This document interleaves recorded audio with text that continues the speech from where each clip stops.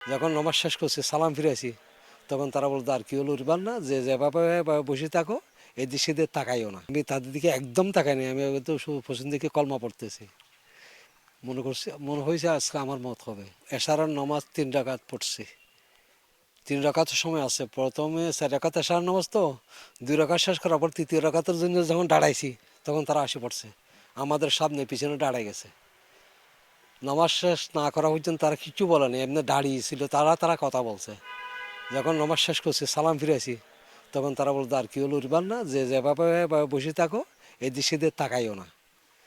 এখন তারা জিজ্ঞায় কে কোন ডিপার্টমেন্টে চাকরি করে, কে কে পোস্ট আছে, এবং খুঁজো শুধু ম্যানেজারকে।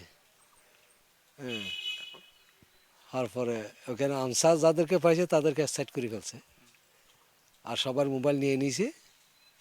আমি তো সামনে ছিলাম যাই না মাঝে, আমার পাশে একজন, আমি তাদের দিকে একদম তাকাইনি, আমি তো পশ্চিম দিকে কলমা পড়তেছি।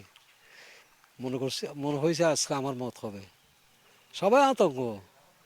এখন শুধু ম্যানেজারের কথা জিজ্ঞায়, এবার তারা আর আমাদের সাথে কথা বলে না, তারা শুধু হুমকি তুমকি দেখায়। আমরা চুপ করে বসে আছি। আধা ঘন্টা অনুমানিক আরো কিছু বেশি হবে, তখন এখান থেকে পুলিশের দুজনে মারতে মারতে মসজিদে নিয়ে আসে। নিয়ে আসে ম্যানেজারকে দেখা দিয়েছি। ম্যানেজার তো তখন থেকে ছিল। নিয়ে গেছে, নিয়ে যাওয়ার পর অল্প সংখ্যক আমাদের সাথে 8-10 জন রইল, আর বাদ বাকিগুলো সব বাইরে গেলো ম্যানেজারকে নিয়ে। বাইরে কী হয়েছে, কী করছে সেটা জানি না। খাই দিয়ে সেনাবাহিনীর অস্ত্র সব। পরে অনুমানিক 20 থেকে 25 মিনিট পরে একটা শব্দ হইল, সবাই বেরিয়ে চলে গেল। তারপর আমরা বাইরে এলাম। সবাই রাতে অস্ত্র আছে, সুন্দর পোশাক আছে। এই সেনাবাহিনীতে পরে একটু সবুজ মতো হবে, মুখত খালি লাগানো সব, সবার হাতে অস্ত্র আছে।